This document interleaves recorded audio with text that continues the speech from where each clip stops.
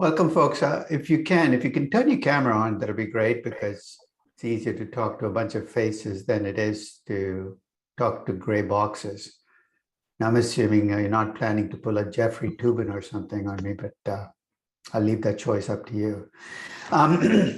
Welcome. I'm glad you've joined. And as I said, this is the only session this semester that we'll do online. And the advantage is I get to see your faces and you get to see mine first time this semester. Now, but I want to kind of recap where we are in the class. We've talked about the risk-free rate, right? And let's see if we remember enough about the risk-free rate. Jason Blake, if I ask you what the risk-free rate is, what's your answer going to be?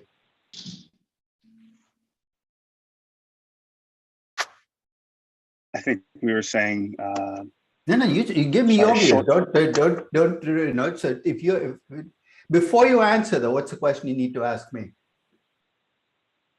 In what currency? Time. In what currency okay. and over what time, right? Because there is no one risk-free rate. Depends on whether you're talking dollars and I think this is something we almost need to do explicitly, because in the old days, you hung out with people who thought in the same currency. If you're in the US, everybody thought in dollars. If you're in India, everybody thought in rupees. We live in a world where people have different frames of reference. So when I ask you what the risk-free rate is, it's going to depend on the currency. If it's Indian rupees, it's going to be different than in dollars. If it's 10 years, it's going to be different than 1 year. If you ask me which risk-free rate should I use, the answer is going to depend on what currency you've chosen to do the analysis in. If you're analyzing a Russian company in euros, the risk-free rate is the German euro bond rate. If you're analyzing a Brazilian company in dollars, it's going to be the T-bond rate. So the risk-free rate is based on the currency you're in. Some currencies, it's easier, right? If you have a AAA rated entity issuing securities like you have in the US dollar or the euro with Germany, you can just use a government bond rate. If not, you have some cleaning up to do. You start with the government bond rate and you take out from that the default spread of that government.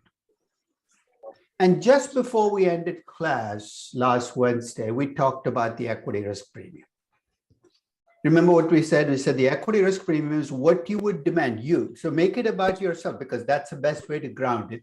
What you would demand as an investor for investing in equities as a class, the S&P 500, instead of putting your money in the T-bond. The T-bond rate right now is about 2%. It's 1.93, 1.94%. Let's make it 2%. What I'm asking you in the equity risk premium is how much more than 2% would I need to offer you as a premium to take your money out of T-bonds and put them into stocks? And you can see there is no right answer, right? There is one wrong answer, which is if you say I'll settle for 1% when you can make 2% guaranteed, that makes no sense at all. You know, we can't rule it out. There's some people who are irrational. You demand 2% plus. How much more? It depends on how risk averse you are as a person. And I said, that depends on your age. It depends on whether you're male or female. It depends on the part of the world you grew up in. And most of all, it depends on what makes you up as a person. Some people are just naturally more risk averse than others. Now, if you get a chance, look at the weekly puzzle for this week, because I've actually sent out this link to a risk aversion test you can take. It's actually a very simple test. It's basically takes you through a series of questions and gives you a risk score and says, based on this risk score, you're in the highest tranches of people who like to take risks to people who are most from least risk averse to most risk averse. It's a good thing to know before you start investing, because it's going to drive the choices you make as an investor. And then we turn to the question of how best can we estimate this equity risk premium? We started by asking people, right? I asked you, what's your risk premium? And then I said the equity risk premium is a weighted average of the equity risk premiums of every individual in the market, weighted by how much money they bring to the table. I could, at least in theory, survey every single equity investor in the market, take a weighted average, but that's going to be impossible to do. Think of the tens of millions of people. But that's essentially what the market is doing, right? When you see a market price, what you're getting is that consensus that's driven by what people's risk aversion. In the last couple of days, you know what risk aversion, what's happened to risk aversion in the market, right? With the talk of war and on top of inflation, the market is freaked out, which is human nature. And when you get freaked out, what do? Your equity risk premium goes up. The challenge is, how do you estimate the equity risk premium? And I'll start with the default way, the way in which most people estimate it and why it should make you uncomfortable. The way most people estimate equity risk premiums is look backwards. Look at the last 50 years, last 80 years, last 100 years. And in the US equity market, you have this long history. Look back and ask two questions. What would I have made investing in stocks over this period on average? So let's say over the last 50 years, you'd have made 8% investing in stocks. And what would I have made investing in T-bonds on average or T-bills on average? Let's say you'd have made 5%. 8 minus 5 gives you 3%. That's a historical risk premium. And then I promised at the end of the class that I would come back and bury this approach because it's not a great way of estimating equity risk premiums. Why? Let's start with the simplest pushback against using a historical risk premium. It's backward looking, right? You want an equity risk premium for the next 5 years, the next 10 years. What do? I look at the last 100 years. What's wrong with that? Things change. Economies change, risks change, and you're stuck using a 100-year average because nothing much. I mean, let's face it, the last 2 days have done nothing to the historical equity risk premium. Somebody's got their mic open. If you could mute yourself, whoever you are. So if you're looking at the last 100 years to get your premium for the next 10, you're looking backwards when you should be looking forward. So that's an obvious one. But people have, said, so big deal. What choice do I have? I'll give you a statistical reason why you should mistrust these numbers. Remember I said I could estimate 12 different equity risk premiums, all of which are historical, based on the slice of history I look at, 1928 through 21. So this is a data set that I maintain on my website. That sounds like a lot of work, but it isn't. The data is all out there. All I do is gather it together in a spreadsheet. So I've taken 3 slices of history, 50 years, 10 years, and all the way back to 1928. The risk premium is obviously different depending on the slice of history I look at. Second, it depends on how I define risk-free. Do I define it as short-term T-bills or long-term? For those of you not familiar with how treasuries are classified, T-bills are usually 1 year or less in maturity. Anything above 1 year is T-bonds. And with T-bills, you don't get a coupon. You just get a discount on the face value. But T-bills are short-term, T-bonds are long-term. The premium is different for T-bills and T-bonds. It even depends on how you compute the average. It sounds like a silly thing, isn't it? There's only one way to compute an average. The way we've all been taught to compute the average is called an arithmetic average. You take 90 years of data, you take the returns every year, you add up the 90 numbers and divide by 90, you've got a simple average. That is called an arithmetic average. But when you think about making money, you don't make money on arithmetic averages, you make money on a compounded basis. Sounds abstract, but let me give you a very simplistic example to illustrate my point.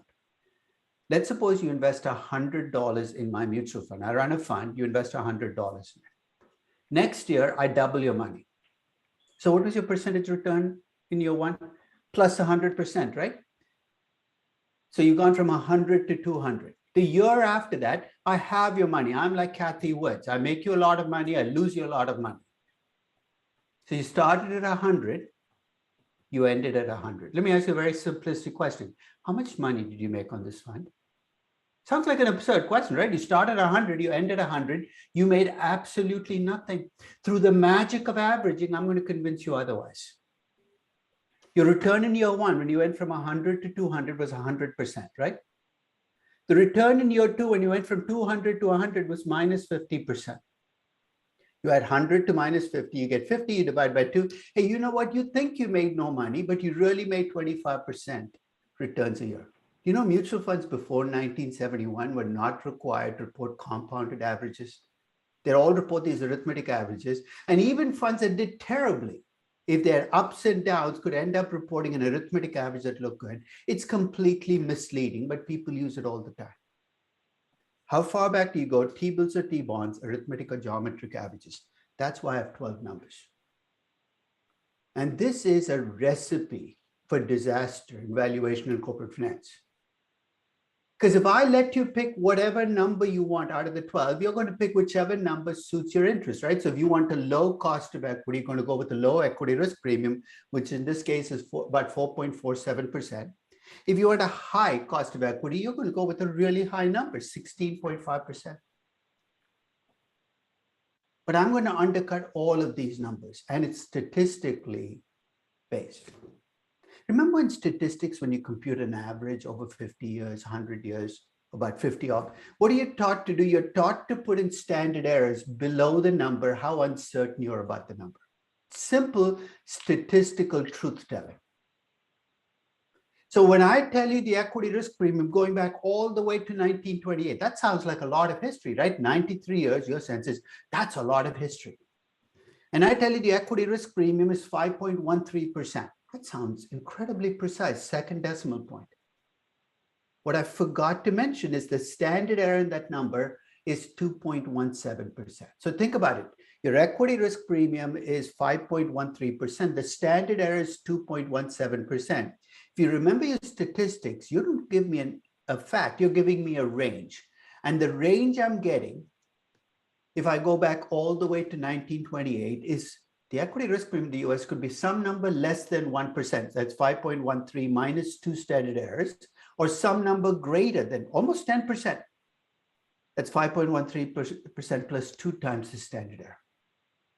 So basically, going back 93 years, I'm saying the equity risk could be somewhere between 1 and 10%. Take a number. Fat lot of good that does you.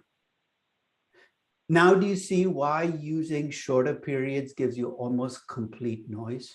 If I go back just 10 years, I can tell you the equity risk premium is 14%. We've had a really good decade, in case you haven't noticed, in stocks. But before you get too excited about that premium, look at the standard error. It's almost 4.6%. The range you're getting with 10 years is almost completely noise. At least in the US, you get a choice, right? You can go back 50 years, 75 years, 100 years. Robert Schiller has a database going back to 1871. The only problem is in 1871, the US was an emerging market coming out of the Civil War. It's a very different market.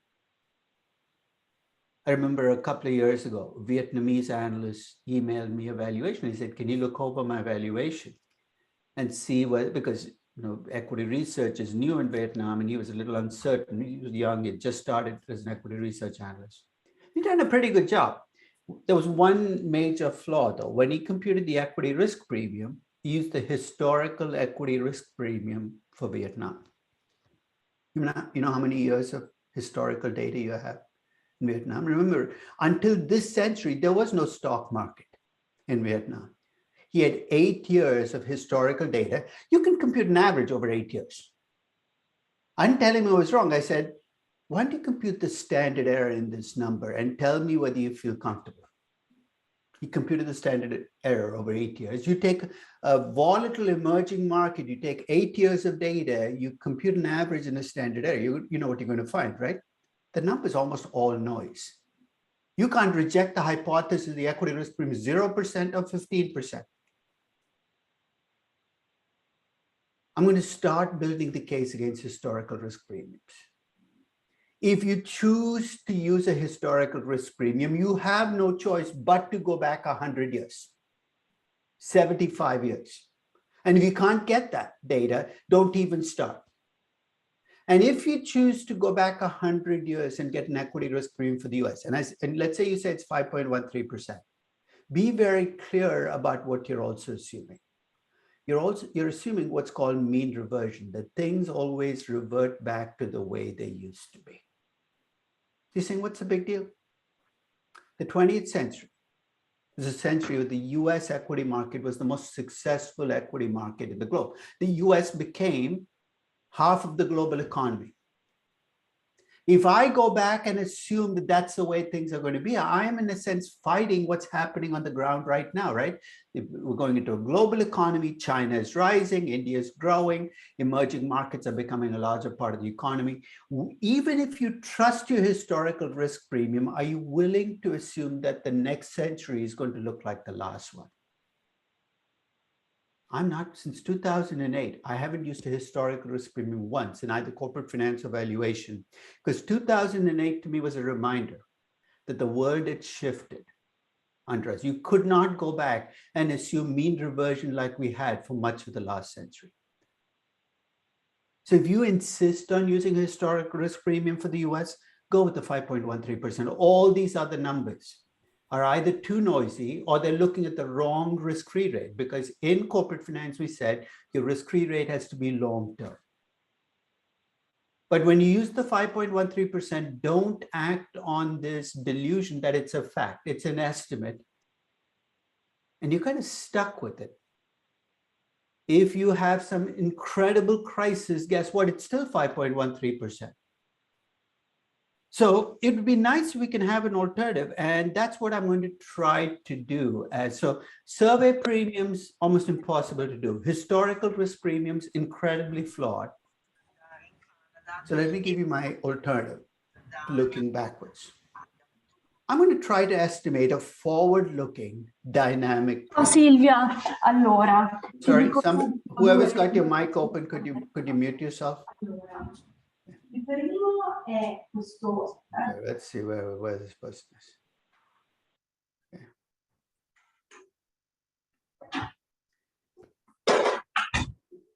So I'm going to try to compute a forward-looking dynamic premium. Forward-looking because that's what we need. Dynamic because I want to be in the market I'm in right now, not the market from the 20th century. So to do this, I'm going to ask you to think of an analogy. You know how you compute the yield to maturity in a bond? You take the price of the bond, you take the coupons and the face value. The yield to maturity is that discount rate that makes the present value of the bond equal to the price of the bond. So if you get more scared and you push the bond price down, remind me what happens to yield to maturity when you get scared and you push the bond price down? The yield to maturity goes up, right? The yield to maturity is a forward-looking measure of how much return you're demanding because you think the bond is risky. If I could create an analogous measure for stocks, right? Instead of the bond price, I could take the stock price you're paying. I could take your cash flows and solve for that discount rate that makes the present value of the cash flows equal to the price you paid for stocks. I'm getting a sense of how scared are you and what kind of return are you demanding. That's called an implied equity risk premium. Here's what I'm going to do. I'm going to take the S&P 500. Look what you paid for it. I'm going to project out expected cash flow.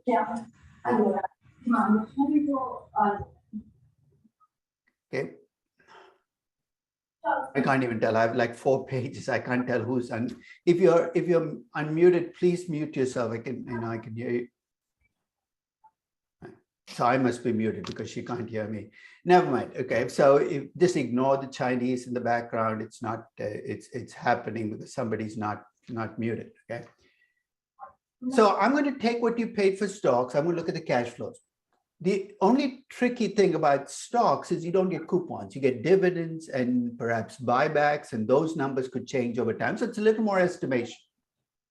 And unlike a bond which has a maturity date and a face value, stocks can go on and on forever. Enough with abstractions. Let me show you how this would have played out in November of 2013. Remember, the reason I'm going back to November is a lot of my numbers are from November. I'll show you the updated numbers from 2021. In November of 2013, the S&P 500 was at 1,756.54. So let's say you bought the entire index. You bought the 500 largest market cap stocks in the US. I can't tell you what the cash flows will be next year, but I can tell you what the cash flows were in the 12 months leading into November of 2013. The dividends were 33.22. The buybacks on those stocks were 49.02. These are all stated in what are called index units because everything is you got to stay consistent because you're looking at the index and index units. These are the dividends and buybacks. 60% of the cash flows in the 12 months leading into November of 2013 came from buybacks, 40% from dividends, but that was the cash flow in the most recent year, 82.35. I need one more number to get going. This is the S&P 500, the most tracked and followed index in the world. And there are analysts whose entire life it is to forecast numbers for the index. They're called top-down analysts. There are about a dozen of them. Most of them are in New York. And in November of 2013, they were projecting a growth rate in earnings for the S&P 500 of 5.59%. I'm almost there. Here's what I'm going to do. I'm going to take the cash flows you had in the most recent year, 82.35. I'm going to take this growth rate of 5.59% and project out what the cash flows will be for the next 5 years. So 82.35 growing at 5.59% gives me these 5 years of cash flows. And then I've got to slow down, and here's why. These are the 500 largest market cap stocks in the US. Their earnings can't keep growing at a rate faster than the economy because things are going to blow up, right? How can earnings grow faster than the economy? So the end of the fifth year, I say, okay, I'm going to stop the growth at 5.59% and make the earnings grow at the same rate as the economy, in nominal terms, because everything is being done in nominal terms. This looks like I've substituted one big problem for another big problem, right? You're saying, how the heck are you going to get the growth rate for the economy? I cheated. And what I mean by cheated is I use what I talked about in the context of risk-free rates. I said the risk-free rate is composed of expected inflation and an expected real interest rate. That's kind of decomposition. I'm not making up, this is not a theory, just a decomposition of risk-free rates. And the real interest rate in an economy in the long term has to be roughly equal to the real growth rate of the economy in the long term. You see where I'm going?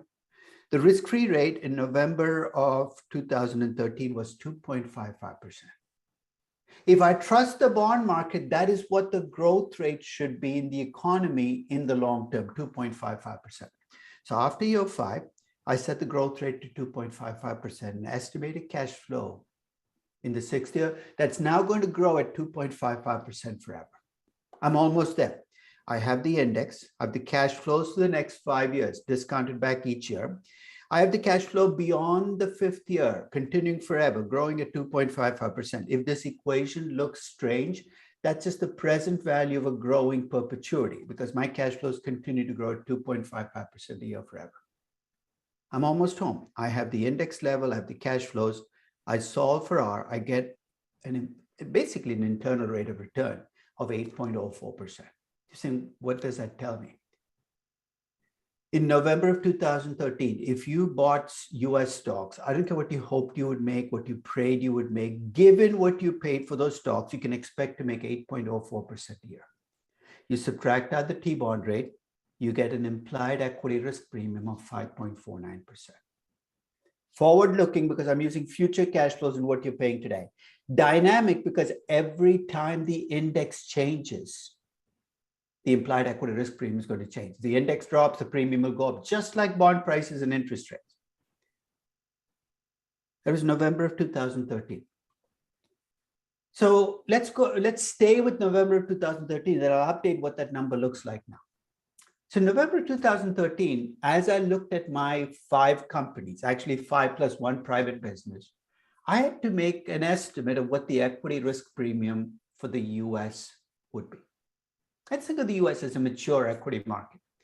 I could go with historical data, which would have given me a historical risk premium of 4.2%. So this is what that table that I showed you with historical data would have looked like in November of 2013. Historical equity risk premium of 4.20%. That is my first choice, but that would be backward looking and static.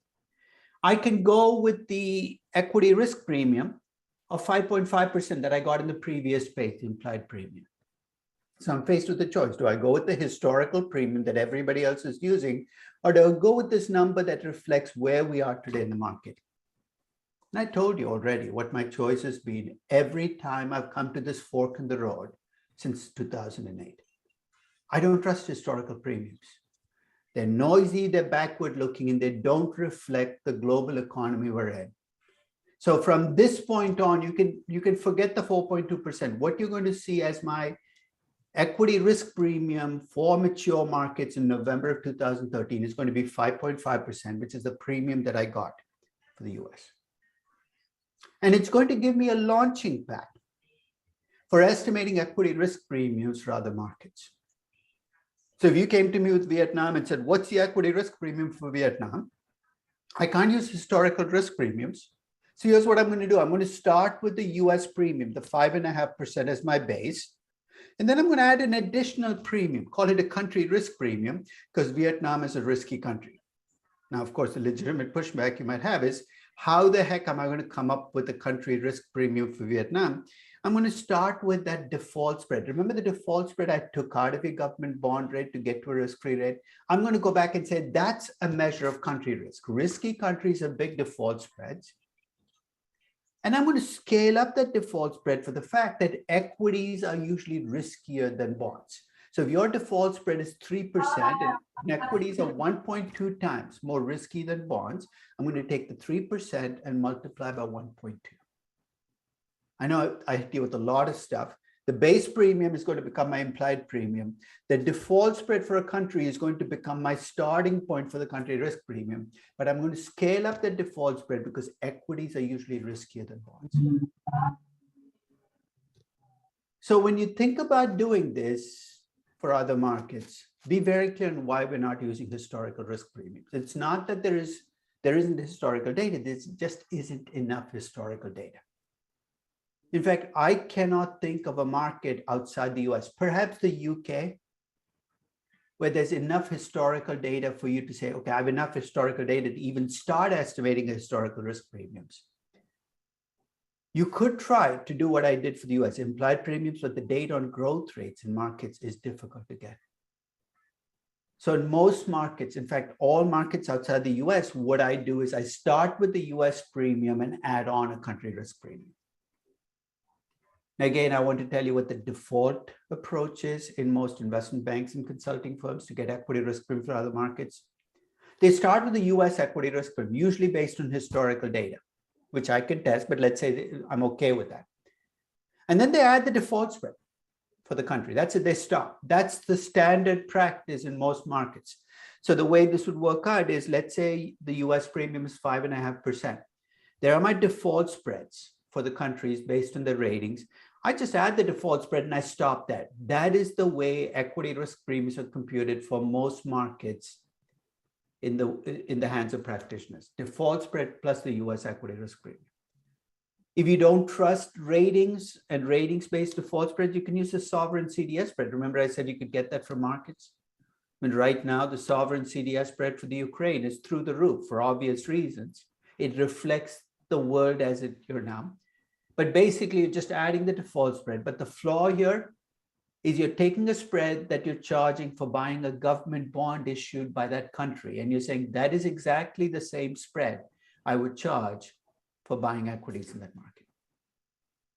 Any questions on implied equity risk premiums or my use of them as the base for mature market premiums? Yes, Professor. Go ahead. I do have a question regarding the calculation of the implied equity risk premium. I know that, well, we can do basically use it's like a discounted cash flow model. Yeah, like the formula. Could we just capitalize the earnings, like do a perpetuity? I'll tell you when there are people who do that. I'll tell you when it will work. When growth is very, very low, and you're earning roughly your cost of, basically it removes growth entirely from the equation. It says earning. So when you have a very, very, very low growth market with very little made as returns on equity over and above the cost of equity, the earnings to price ratio works. Basically what you're saying is whatever I invest from earnings into the company really is like running in place. I earn my cost of equity. So usually earnings are not cash flows. So that's why we use a dividend discount model. But when you're saying dividend, the reinvestment is just running in place, you can just use an earnings to price ratio. So in fact, if you graph out my implied equity risk premiums, the earnings to price ratio, they move together a big chunk of the time, but they start to separate when you have periods like 2020, when growth was high. You know why growth was high after 2020, right? Because earnings had collapsed because of COVID and people were projecting growth. That's when this approach will give you a more realistic estimate. But it's good to start there. Take the earnings to price ratio and say, hey, that's low. That must mean my implied equity risk premium is low. But it can be misleading in periods when growth is coming back. Ben? Yes, I have two questions about the forward-looking ERP. My first question is, when we're using like analysts, like Wall Street analyst projections of S&P growth, I feel like that also carries with it like its own like error. Pause right here. Which direction do you think the bias is? If I use analyst forecasts, are they overestimating growth or underestimating growth? Because if they're just screwing up, it's not a problem, right? Mistakes are not an issue because mistakes can cut both ways. Bias is an issue. And you're right. If I look at buy-side analysts who follow individual companies, we know their growth rates are biased upwards for a lot of different reasons. That's not the growth rate I'm using here. I'm using projections from people who track the entire market. So this isn't taking 500 companies' growth rates and taking a weighted average, because that could bias me. This is actually estimates from people who track the entire index. FactSet, Ed Yardeni, who's an analyst, well-known analyst, does it. All they do is track the entire earnings for the index. And I've kept track of their growth rates. They actually make mistakes like all of us do, but the mistakes cut both. In fact, if they have a problem, they've been a little too conservative on earnings growth over the last 15 years. Not over. So I think it's good to worry about it. In fact, I have another version of this model where if you don't trust analysts, you can actually back out the growth rate from what the company is reinvesting and what it's making. Every approach comes with its own flaws. But I think that at least in this case, that is not on my top 10 list of big worries when I look at the forecasted implied equity. Yes, that makes sense. My other concern is like when we're calculating the IRR, we're taking like the current S&P 500 market cap, in which case wouldn't like fluctuations in the market like change our... Absolutely. But when you invest in stocks, yesterday I bought, I put in a limit buy on Amazon. It came in yesterday. Why did it come in yesterday? Because the market was down 500 points, right? So basically, and this is exactly the point. With implied premiums, it's trying to reflect the market you're in, which means right now, Ukraine is a big worry. Prices are down. The implied equity risk premium is up. Now, if that is something that bothers you, the day-to-day, you say, look, I'm going to value the company for the long term. There's an easy fix, right? Take an average implied premium I would still use the average implied premium, not the historical premium, because the advantage of averaging implied premiums is you don't have the standard error in that you get with historical premiums.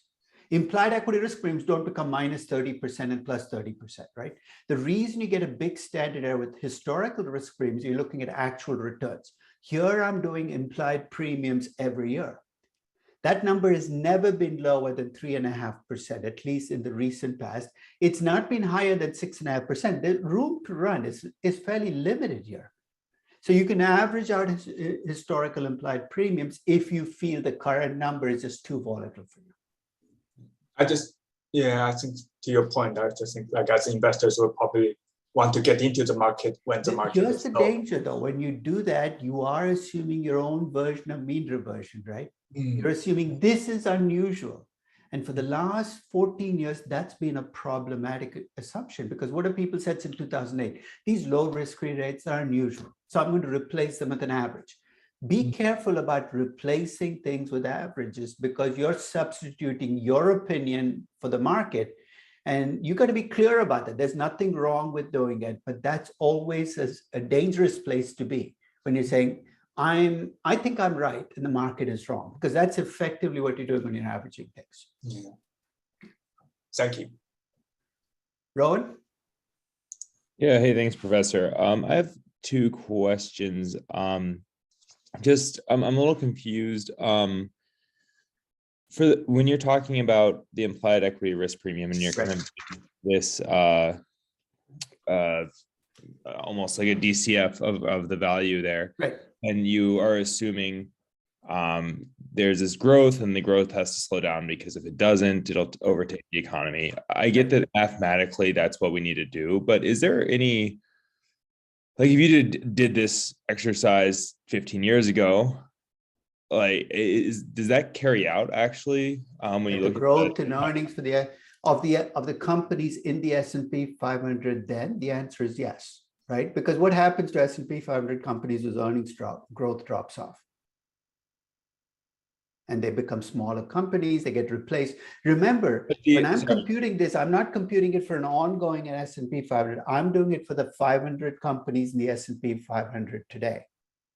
And what happens over time is high growth companies replace low growth companies. So tracking the earnings of the S&P 500, you're always going to overshoot because you've taken your slowest growth companies out of the mix.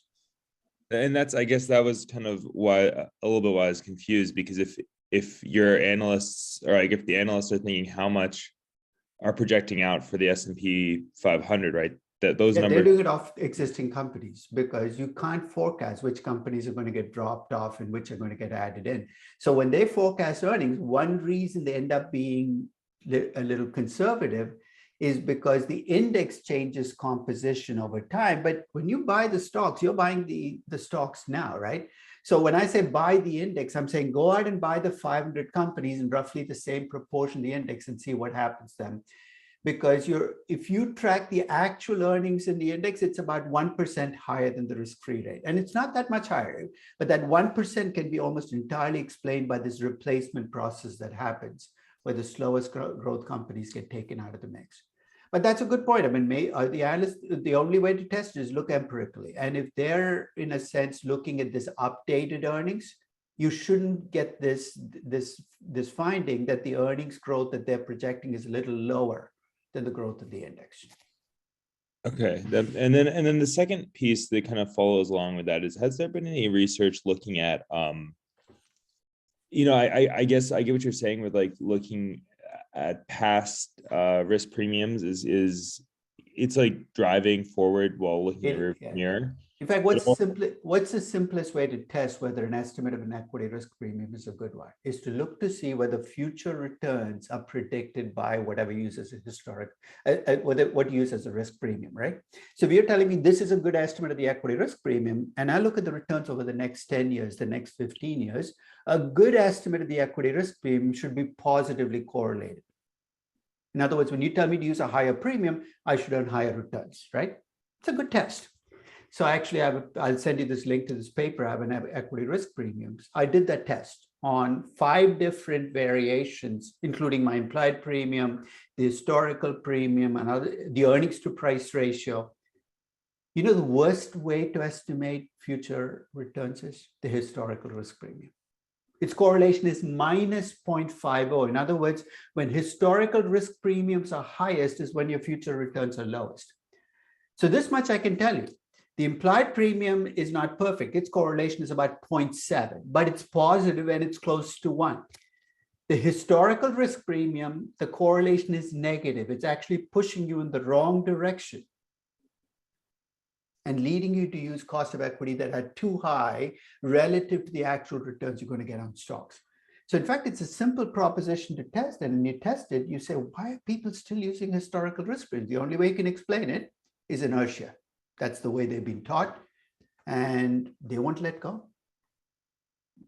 Got you. Thank you. Yeah. So so here's my alternative. And so using the default spread, here's what I'm going to use as my estimate of the country risk premium. I'm going to start with the default spread. Why? Because that's the only number that I can get for 150 countries. There's no way I don't have the time to do country risk assessment on my own.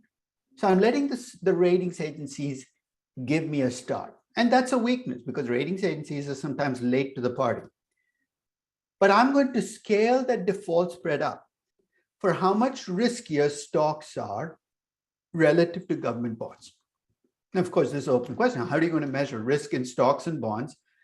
I'm going to use a very simplistic measure. I'm going to look at the standard deviation in a stock market index in a country. So for instance, if you take China, if you take Brazil, the Bovespa is the Brazilian equity index. The standard deviation of the Bovespa is, let's say, 21%. I'm then going to take the standard deviation of the Brazilian government bond. Let's say it's 14%. Let's do an algebra problem. If the default spread you're charging for buying the Brazilian government bond is 2%, that's what you're charging for the government bond. And equities are 1.5 times more volatile, right? 21 divided by 14. 1.5 times 2% gives me a country risk premium of 3%. So let me repeat that again. I start with the default spread. I look up the standard deviations in equities versus bonds. And I scale up my default spread to come up with an equity risk, a country risk premium for Brazil, which I then add on to my US premium. So for Brazil, my estimate of the equity risk premium is 8.5%. For China, it's 6.94%. Again, I'm taking the default spread, scaling it up for the higher volatility in Chinese equities. And for India, it's 9.10%. So here's where I am. If you're a mature market, your equity risk premium is 5.5%. If you're investing in Brazil, it's 8.5%. If you're investing in India, it's 9.1%. If it's China, it's 6.94%. Mature market premium plus a country risk premium. So let's review where we are. So first step is you come up with an equity risk premium for a mature market. In November of 2013, I did the implied premium that 5.5% became my base.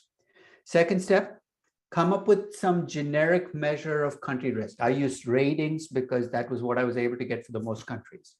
Third, convert that default spread rating into a default spread and the default spread into a country risk premium. And you can do this for any country that has a rating.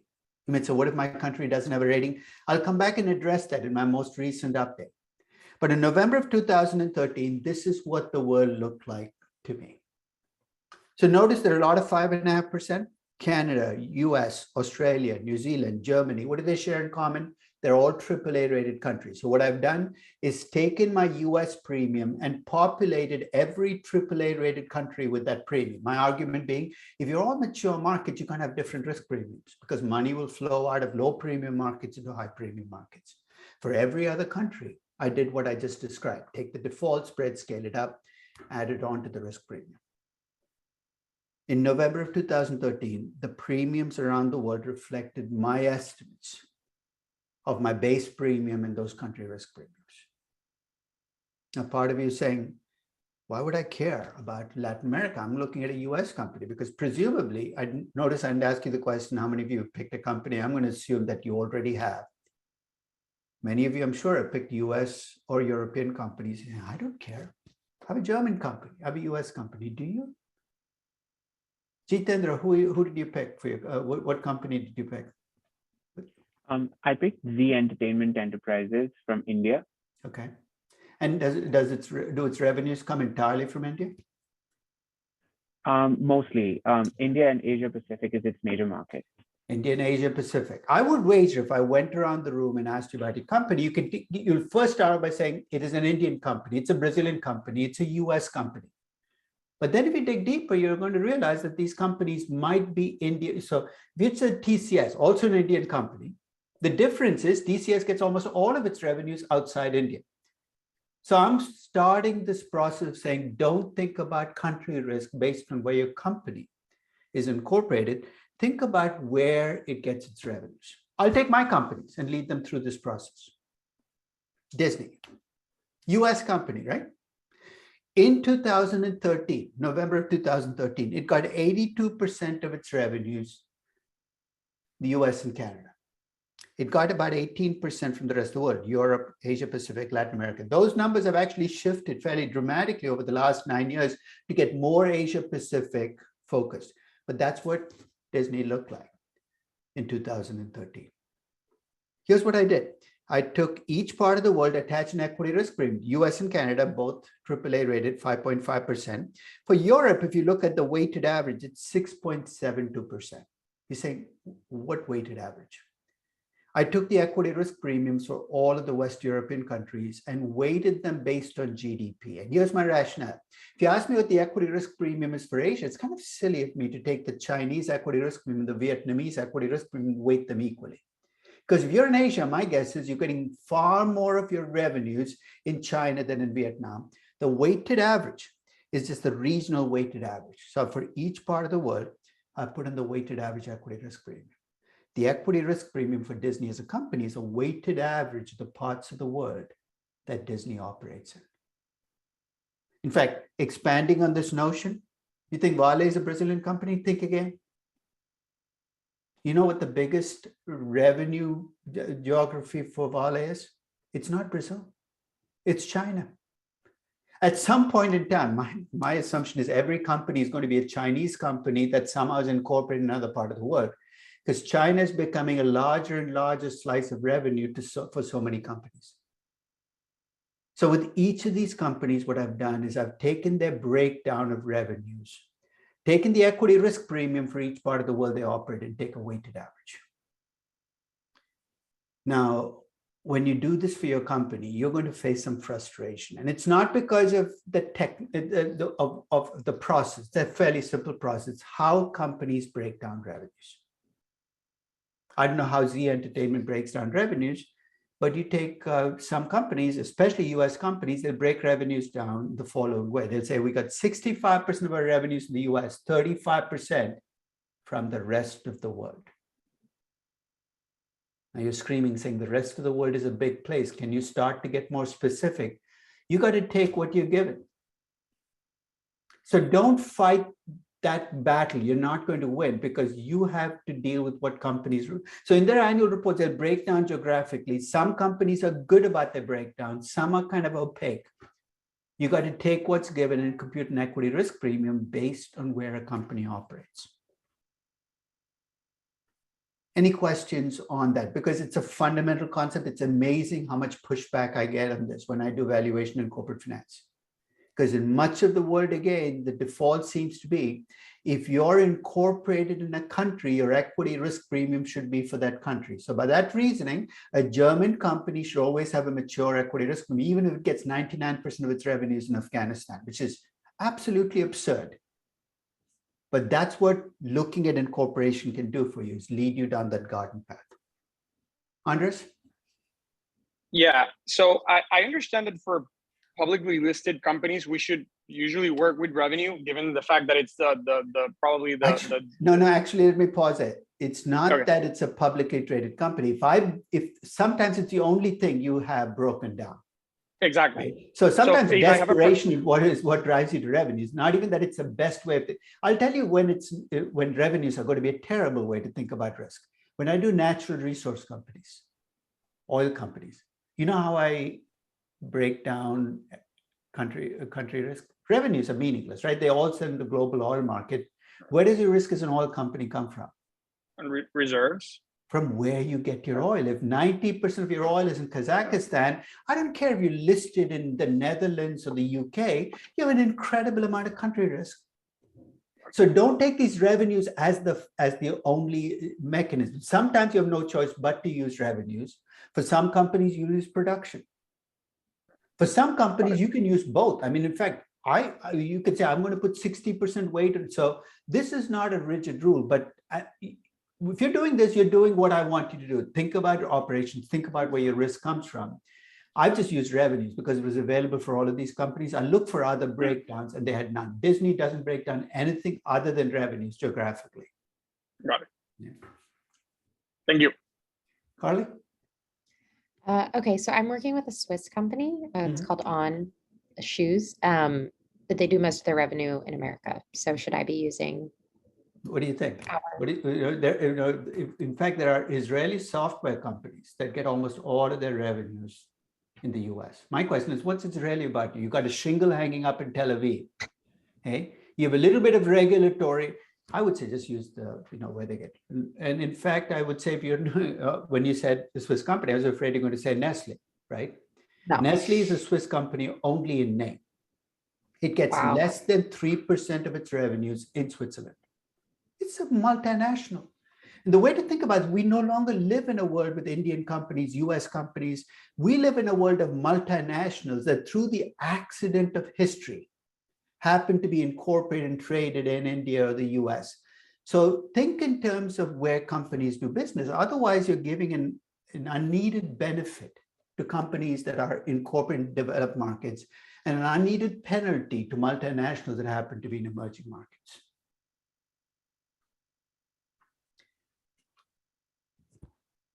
Now, one of the nice things, Travis, your question?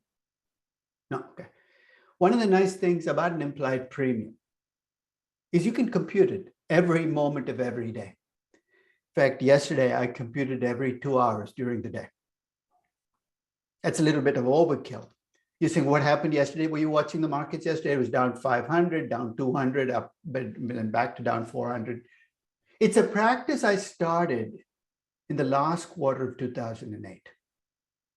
Now, most of you are too young to remember that quarter, but it was a truly scary quarter for most people in developed markets, because for the first time, they got a taste of what it felt like to be in an emerging market, because every developed market started to behave like an emerging market.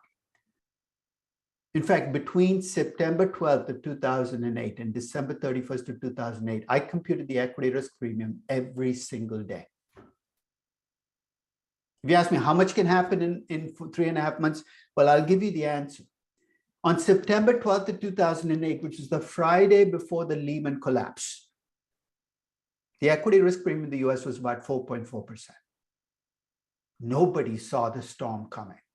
If anybody tells you different, they're lying or they just got lucky.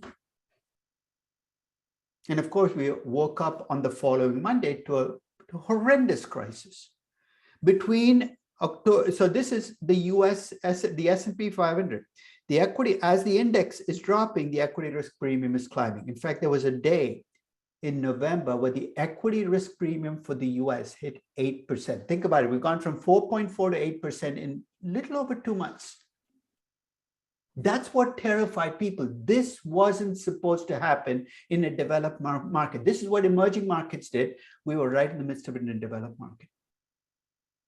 By the end of the year, it had dropped back, but it stayed well above what it was at the start of the crisis. In fact, it stayed at about 6 to 6.5% for almost 2 years. And that's exactly what happens in crises, right? In crises, the price of risk shoots up because people freak out. And that's why when people try to be, say, that's not rational, you've got to be in the middle of a crisis to realize that this is exactly where human nature will lead you. During a crisis, expect the price of risk. So you know what you should pray for doesn't happen over the remaining weeks of the semester? Is that we don't go into crisis. Because that means your equity risk premium you're going to use in May for your project is going to look very different than the equity risk premium today. And just to give you another crisis, 2 years ago when I was teaching this class, I told you I left in the middle of the semester. We were told to go home because some virus was going around, and they said, we'll be back in 4 weeks. It was COVID. That crisis started on February 14th of 2020. The reason we can date it is that was until February 14th, if you don't believe me, go back and read the news. It was all about this virus in Asia and on cruise ships. People acted like this was going to be restricted to China and cruise ships. February 14th of 2020 was when the Italian government announced that 200 people who had no contact with cruise ships in China had got the virus in Italy. And between February 14th and March 23rd of 2020, it looks like 2008, right? The S&P 500 is down about 33%. The equity risk premium went from 4.7% to 8%. And this is when people say, this looks just like 2008. And the reason I would caution you about not fighting the next war based on what you learned in the last war is no two crises play out exactly alike. The equity risk premium for the US peaked on March 23rd of 2020 at 7.75%. And here's the difference from 2008. Remember, it came down in 2008, but it stayed well above what the premium was pre-crisis.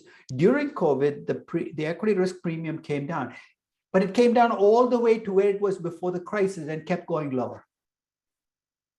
It's the one mystery about the 2020 crisis, because in most crises until this one, when you have a crisis, the equity risk premium shoots up and it stays higher because people are still freaked out even after the crisis passes. This one, it's almost like they had selective amnesia. They just wiped it out of their minds. Equity risk premium was back down to where it was pre-crisis. You can never do this with a historical risk premium, but you can do it with an implied premium. Now, all of this is back in time. You're saying, what does the premium look like right now? I'll give you what it looked like on January 1st, 2020, and I'll try to update this and tell you what it's going to look like today, or I'll give you the tools for you to update it yourself. On January 1st, 2022, the S&P 500 was at 4,766.18. My dividends and buybacks, by now you're familiar with the structure of this. I look at the cash flows in the most recent year. I apply a growth rate. And in fact, analysts are projecting growth in earnings of the S&P 500 to continue to improve as we come out of COVID. So I take my cash flows, I project them out into the future, and I discount back. So basically, I solve for R. At the start of 2022, stocks in the US were priced to earn 5.75%. Do you remember what it was at the November of 2013? You can go back and look at the page if you want. I think it was over 8%. In fact, for much of the last 50 years, the implied return on equity has been between 8 to 9%. Now it's 5.75% coming into 2022. Just to give you a sense of how low that number is, if I'd offered an equity investor in the 1980s a 5.75% return on stocks and said, would you invest in stocks? I'd have been laughed out of the room. Said, that's absurd. That's really low. The T-bond rate was down to 1.51%. If you look at the implied equity risk premium, it actually doesn't look bad. It's about 4.24%, lower than it was in November of 2013, but not outlandishly low. If you say, how do we know it's high or low? I actually have a graph of implied equity risk premiums going back to 1960. So every year I'm doing the implied premium. So this is kind of a partial answer to Ben's question of, hey, don't implied premiums move around? Absolutely. This graph gives you the story of US equities over the last 60 years. And there's a very important part of this graph that I want you to focus on. 1960s, US equities were the center of global equities. They were more than half the market capital. Equity risk premiums between 3 and 3.5%. Then you get to the 1970s. Notice that something seems to be happening. The equity risk premium is shooting up. Remember, when equity risk premiums are shooting up, what's happening to stock prices? They're going down. So I have a question. Why did implied equity risk premium shoot up in the 1970s? The inflation. Inflation. And that's why I said that part of the graph is the one that I want you to keep your eye on. Because what's the macro fear that's driving markets now? Take Ukraine out of the mix. The macro fear right now is, hey, what if inflation comes back? And you hear people making up crap on CNBC saying, oh, inflation comes back. There's pricing power, equities are unaffected. Stop fighting history. When inflation comes back, guess what happens to equity risk premiums? They go up because inflation becomes high and unstable, and that's never been good for equities. The implied equity risk premium peaked at 6.5% in 1978. You know what the Dow was at in 1978? 800. Three numbers in the Dow. Think about it. 800. It's now at what, 30, we're thinking about 5 numbers in the Dow up in the 20,000, 25,000, 800. Stocks had hit absolute rock bottom. And we were told equities are dead. In fact, Business Week had a cover page on one of its issues saying stocks are dead. Never invest in equities again. You know what lesson you should take away from that is? When business publications tell you stocks are dead, you should take all your money and buy stocks, because between 1978 and 1999, take a look at what equity risk premiums did. One of the great bull markets of all time.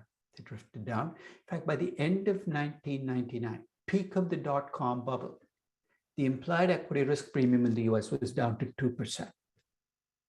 Remember that survey that I did of how many of you would accept, where I said you can make 3% guaranteed, how many will accept 3 to 5? I think there were 2 people in the class. Now, Muncie was one, I don't know who the other one said, look, I'd invest. But the rest of you said, no, that's too low a premium. You wanted 4, you wanted 6, some of you wanted 8% premiums. At the end of 99, if you told me stocks were overvalued because the risk premium was too low, you'd have been on solid ground because equity risk premiums had hit 2%. What did I say the equity risk premium at the start of 2022 was? 4.24% by itself. It's actually very close to the historic average. The historic average, you go back 60 years, is 4.2%. I'm not making the case that stocks are not overvalued coming to 2020, but it's not the equity risk premium that's at fault. So you're saying, what else is the fault? Why is my total return, my equity risk premium is reasonable. Why is my expected return in stocks so low? It's because the T-bond rate is only 1.51%. This is the fight that we're going to be fighting through this year, is can the T-bond rate stay at 1.51% if inflation stays at 4, 5, or 6%? The answer is absolutely not. It has nothing to do with the Fed. It's just basic common sense. People will stop buying bonds if you tell them, I'll pay you 1.5% and the inflation rate is 5 or 6%. So when you look at implied equity risk premiums, that's what I want you to keep in mind. It's a snapshot of the market. It's much better than looking at PE ratios or some other statistic because it brings everything in. If you tell me stocks are overvalued, you're also telling me the implied equity risk premium is too low. They're exactly equivalent statements. So keep that in mind. So when Ben asked, when he said, can I use the implied premium right now? It keeps moving. It's not a question of whether it's moving, but whether the number that you see out there is a number that you think is a reasonable number going forward. So the end of 99, you looked at the 2% and you said, you know what, this can't stand. I'm going to use a historic average of 4%. That would have been a good choice on you, but it also meant nothing would have looked cheap to you, right? Nothing in the market. So there are consequences to taking a stand on implied premiums, but I think we all need to do that. So now I'm ready to bring together everything at the start of 2022. I was estimating the equity risk premiums for countries. You saw the November 2013 picture. In January 1st, 2022, I started with the implied premium for the S&P 500, 4.24%. You just saw that. I got the local currency sovereign ratings for every country that Moody's rates. It's about 135 countries. If you had a AAA rating, I gave you the same equity risk premium as the US, 4.24%. If you're not AAA rated, I came up with a default spread based on your rating, or a CDS spread if you had that. And I adjusted that spread for how much risk your equities were. And I cheated you because it's very difficult to get government bond standard deviations in most countries. So I computed one scalar by looking at the standard deviation in emerging market equities relative to the standard deviation in emerging market government bonds. It's one ratio. It's about 1.16. So here's how it would work. If your default spread is 2%, I'm going to multiply the 2% by 1.16. That gives me 2.32%. I'm going to add the 2.32% onto my 4.24%. And I'm going to come up with an equity risk premium for your country. And I do this for every country which has a rating. Enough talking about it. Here's what the world looked like to me. Start of 2022. The equity risk premium for every country for which I was able to get a rating. So you see the rating in the first column, the blue. The country risk premium I've estimated for each country in the second column. And then you add on the US premium, I get the total equity risk. Take a look at Asia. Look at the spread in equity risk premiums. Singapore's equity risk premium is only 4.24%, same as the US. Why? It's the only AAA rated country in all of Asia. But if you look at Mongolia, you look at Sri Lanka, you're going to see big equity risk premiums. And this is why I think attaching regional judgments, you've got to be very careful. Is Latin America a risky part of the world? Absolutely. But there's a big difference between investing in Chile and investing in Venezuela. And what this table does is say, look, these are the equity risk premiums by country. The regional averages are weighted averages. And I do this at the start of every year because I need these numbers over the course of the year. When I valued Facebook, when I valued Google, when I valued Amazon, and I valued all of the FANG stocks last week, I needed this entire table because guess what? They're all global companies. They get their revenues from all over the world. I have to bring that into the equity risk premium.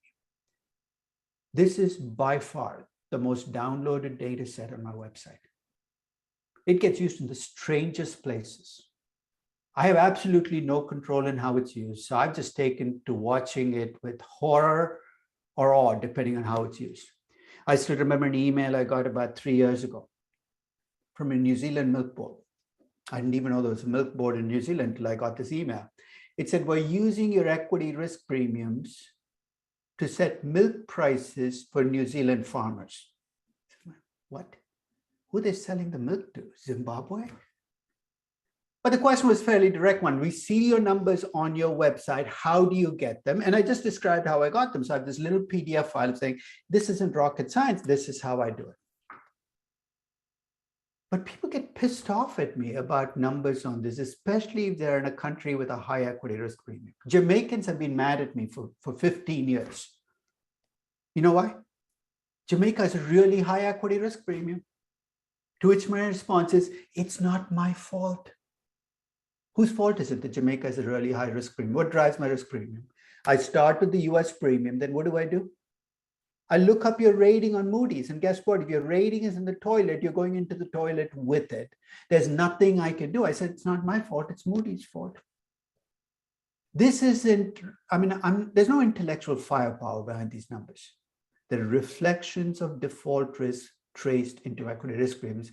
But what this table is going for it is consistency. I've used exactly the same approach for every country.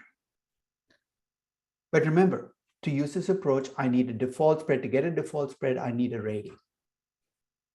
And there are countries which don't have ratings. They're called frontier markets. I'll list some of them out, and you can very quickly see why they don't have ratings. Sudan doesn't have a rating. Syria doesn't have a rating. North Korea does not have a rating. Why do they not have ratings? Would you want to be the ratings agency guy who gets sent to North Korea on a mission to say, come back with all the information so we can rate North Korea? The odds are you're not coming back at all. These are frontier markets because they're terrifying. Ratings agency, but let's face it, some of these frontier markets are still source of revenues. For the longest time, Iraq did not have a rating. A lot of oil companies still got oil from Iraq. So starting about 5 years ago, I took these frontier markets. That's a table you see on the top. And because I could not get a rating, I cheated to come up with an equity risk premium. I was able to find a country risk score from this agency called Political Risk Services.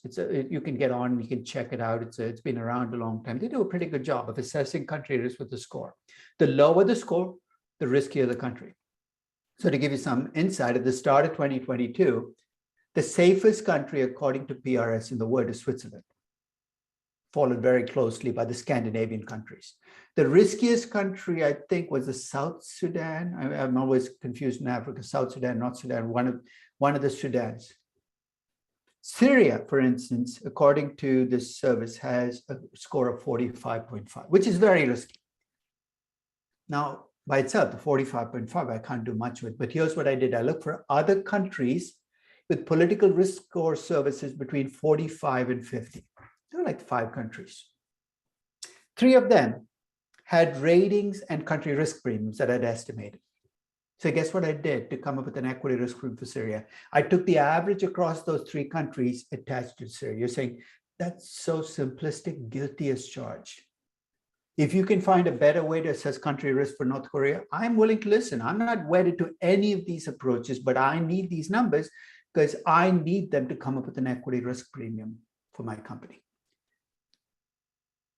So you can see what your next task is. So I don't even have to nag you about whether you picked a company because I'm going to nag you in other ways. Assuming you picked a company, here's what I want you to do. Go look at its annual report or its 10K or some financial filing. Looking for geographical breakdown of whatever you can find, revenues, production, as Andres pointed out. It doesn't have to be revenue. You might say for this company, I think production is what matters. Then come up with equity risk premiums for the parts of the world they tell you. And you got to be creative sometimes, right? Because they might not break it down by country. They might break it down by region. And you look at that region and say, what's a stupid way to break down the world? One of the things that drives me crazy for European companies is, you know how they break down revenues? They'll break it down into, North America, South America. And then they will have this region of the world they call EMEA. You know what EMEA stands for? Europe, Middle East, and Africa. What were you thinking to bunch those three together? It's absolutely stupid to do it, but in a sense, you got to live in the world you're in. So you know what I do? I take a weighted average by GDP of the Europe regional equity risk premium, the Middle East regional equity risk premium, which means it's about 85% Europe, about 9% Middle East, and 6% Africa. I don't like doing it, but there's nothing you can do to get the detail because, this is basically the way the company breaks it down. But I want you to take your company, break it down geographically by production, by revenues, by whatever you choose to do, and come up with an equity risk premium for your company. Any questions on equity risk premiums and where you go with them? So we've talked about risk-free rates. Risk-free rate is driven by the currency you choose to do the analysis. The equity risk premium is driven by the geographies you choose to operate in. Let's bring in the third and final piece of the puzzle. We need a beta. Beta is just a measure of relative risk. You've all taken a foundations class. And if you came from a business, undergraduate business degree, you took a finance class probably 3, 5, 7 years ago. And you were probably taught how to estimate betas the same way I was taught to estimate betas. I was told to run a regression of returns in the stock against returns in a market index. The slope of the line, I was told, was the beta. What an absurdly bad way to think about betas. Because it's made into a statistical number. You ask people, where do betas come from? They come from a regression. I'm going to start with that regression, and I'm going to point out the dangers of assuming the slope is the beta, the things you're missing when you do that. But I'm also going to talk about other output from the regression that we throw away that tell us a great deal about the company. The way I think about a beta regression for a company is like that when you pick a new doctor, they run this battery of tests on you, like blood tests, just to get a sense of, are you healthy? Do you have any issues? A beta regression is often your first contact with a company in terms of what it does. So there's something you can learn. And I'm going to argue that each piece of this regression, so I'm going to start with the slope, but I'm also going to look at the R squared. Remember, statistically, the R squared tells you how much of the variance in your stock is explained by the market. And I'm also going to look at the standard errors you're going to get, because these are all statistical things. You're saying this is a finance class. Why do we care about statistics? Because there's an economic intuition I can offer in each of them. So when you run a regression, you get a slope, it's a beta. You get the R squared, tells you where the risk in your company comes from, how much from the market. But the other piece of output you get from the regression that you often ignore is the intercept. Before you ignore it though, I'm going to argue that that intercept that you get from a beta regression tells you how good or bad your stock was as an investment during the period of the regression. Let me repeat that again. How good or bad your stock was as an investment during the period of regression. It's a after the fact, you're looking back, it's a post-mortem and saying, over the last 2 years, my stock was a really good stock or a really bad stock. That intercept from your regression is going to tell you that. You're saying, why? Let's go back and do some very simple algebra. Remember the CAPM, expected return on stock is the risk-free rate plus beta times risk premium. I'm going to do some, trust me, I'm not messing with the equation, but I'm going to move things together. I can rewrite the CAPM as the risk-free rate times 1 minus beta. So basically, I'm moving the risk-free rate terms together plus beta times RM. So in the CAPM, the intercept that you should get should be the risk-free rate times 1 minus beta. If I run a regression against the return on the market, I'm my actual regression and my actual intercept. So I compare my actual intercept with the risk-free rate times 1 minus beta. If they're the same, my stock did exactly as predicted by the CAPM during the period of the regression. If my intercept is much higher, my stock did much better than expected. And if my intercept is much lower, my stock did much worse than expected. In other words, I run the regression, I get the intercept, I compare the risk-free rate times 1 minus beta. In fact, the difference between the intercept and the risk-free rate times 1 minus beta is called Jensen's alpha. And there's a history behind why it's called Jensen's alpha. It was created by a gentleman called Michael Jensen, who was one of the first great finance thinkers in the late 60s. And he came up with it because he wanted to ask a very basic question. In the late 60s, people assumed that people who ran mutual funds were professionals. The rest of us were retail investors. So fill in the rest of the story. Professionals are better than amateurs, that mutual funds must do better than the market because they're run by professionals. That was taken as conventional wisdom. And Mike Jensen said, is that true? And he computed the Jensen's alpha by looking at the performance of each of these mutual funds. And he came up with an astonishing finding, at least in the late 60s.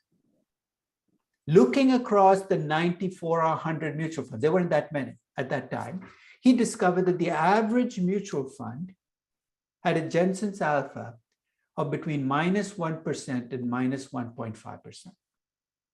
It's astonishing because what are you doing then? You're paying people to deliver a return that is lower than you could have made by just buying the index. Jensen's alpha is a measure of performance. It's a measure of performance. It's adjusted for risk and adjusted for the market. And if that number is positive, you did better than expected. If it's negative, you did worse than expected. So as I said, I'm going to start the beta regression. But to do this regression, remember, I have to make some choices. So the last thing I want to talk about today is actually talk about how do you make the choices for your beta regression? Because there are lots of choices. First, you have to decide on an estimation period, right? You take a company like Disney. It's been listed since the 1950s. I could go back all the way to the 1950s. That's a lot of data, right? That's good. But the bad thing is I'm getting a company very different from the company today. So most beta estimation services don't go back 10, 15, 20 years. They go back 2 to 5 years. I don't know how many of you accessed Bloomberg Anywhere already, but if you go to Bloomberg Anywhere, type in beta for your company, you get a beta regression. You know the default in Bloomberg is for years? It's 2 years. The default in S&P Capital IQ used to be 5 years. Every service picks one. You're saying, is one better than the other? Well, sometimes beggars can't be choosers. With Airbnb, guess what? You don't have a choice of 2 or 5 years. You have like 18 months since it's been publicly traded. 2 to 5 years. Second, you got to decide how you're going to slice up that period. You know, what do you mean slice up? I have 5 years of data. I can look at 5 years of monthly returns. That's 60 observations. I can look at 5 years of weekly returns. That's 260 observations. I can look at 5 years of daily returns. It's almost 1,250 observations. Again, part of you saying more is good. So let's go with daily. Here's the trade-off though. As you start slicing up and going to shorter and shorter time intervals, you run the risk of, if there's no trading, your beta gets thrown off. There's a non-trading effect. I don't think a single service that I'm aware of uses daily returns. Daily return betas are truly crappy. There's lots of noise. It's either weekly or monthly. Bloomberg, I said, uses 2 years as its default for period. It uses weekly returns. But be very clear. These are choices that will give you the beta that you end up with. So 2 years of weekly returns. Value Line uses 5 years of monthly returns. You're almost there. So you've chosen a period, you've chosen the intervals. You have to pick an index. And if you get a chance, go on to Bloomberg and look up US equity indices. There are 125 different indices. Let's start with the most common. People talk about the market still. What are they talking about? Usually the Dow 30, right? So in the nightly news, then of course you go to CNBC, there's far more talk about the S&P 500. But there's also the NASDAQ, there's the NYSE Composite, there's the Wilshire 5000. S&P has like 50 different indices now. We're saying, which one should I use? And people just say, I can use whatever I want. That's not the answer. What are you trying to do? You're trying to estimate a beta for the CAPM, right? Remember what we all were holding in the CAPM world? When there were no transactions costs, no private information. What did each of us end up holding? The market portfolio. The closer you get to that, the better your index is. Now, do you see why you should never use the Dow 30? It's got only 30 companies. You should never use the NYSE Composite because it's an equally weighted index. You should never use the NASDAQ. Why? Because it's a tech index. Let's face it, it's not a market index. You take the 6 big tech companies out of it, there's nothing left of the index. You end up almost by default with the S&P 500, because even though it has only 500 companies, those 500 companies account for about 75% of the market cap of all US companies because they're the biggest. But even there's a pushback you can use. Nowhere in the CAPM does it say that you have to use stocks only in the country you're in. Notice that the CAPM is not about there's a US beta and it basically says the market portfolio. So next session, when we talk about how do you structure betas, we're going to talk about should we use a global index to get a beta? Should we be even using the S&P 500? But I'm going to start by making those choices for Disney and leading through and seeing what I can find out from that regression. But I'll also send you the links to print off this page for your company. If you can bring in your Bloomberg beta page for your company next session when you come in, and that'll require getting on either a Bloomberg terminal or Bloomberg anywhere. That would be incredibly useful both for you and for me. So I will leave you with that, and I will see you on Monday in class. So on Monday, we will be back in the classroom. So I'll see you then. Take care. Thank you. Welcome. Thank you. Thanks. I'll stay on for a few minutes if any of you have questions about your project or group. I just had one quick question. I think I missed this part. Yep. So you said that we want to use the S&P 500. I didn't say, I said that's what most services end up using for US stocks is the S&P 500, because even though it's only 500 companies, it comprises 80, it's a market cap weighted index. So it's 80% of the market cap of all US companies. Okay. All right. Thank you, Professor. Okay.